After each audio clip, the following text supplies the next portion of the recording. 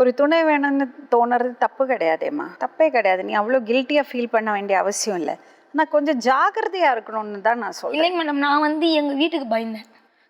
இப்போ நம்ம ஒரு மேரேஜ்னு தேடினோம்னா வீட்டுக்கு என்ன பதில் சொல்கிறது? ஃபஸ்ட்டு திடீர்னு பண்ணிக்கிறேன்னா இந்த சைடு தம்பி ஃபேமிலி, அந்த சைடு இன்னொரு தம்பி ஃபேமிலி, அம்மா ஃபேமிலி. இப்போ இதே நான் யோசிக்கணும்ல மேடம், குழந்தைங்க. அப்புறமேட்டு இவர் கூட பழக கொள்ள இருக்கும், மகாபலிபுரம் இட்டுன்னு போவார். எப்படி மகாபலிபுரம் எல்லாம் போனீங்க? இதுதான் தப்புமா.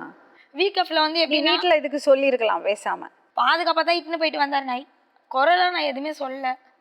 பாதுகாப்பாக இட்டுன்னு போவார், பாதுகாப்பாக வீட்டாண்ட இட்டுன்னு வீடு. எப்படி வீட்டில் கேட்க மாட்டாங்களா எங்கே போகிறேன்? அன்னைக்கு நான் வந்து வீட்டில் இதை சொல்ல மேடம், வேலைக்கு போகிறேன்ட்டு போயிட்டு வந்துட்டேன். அந்த டைம் வேலை விடுற டைம் கரெக்டாக வீட்டுக்கு வந்துட்டேன்.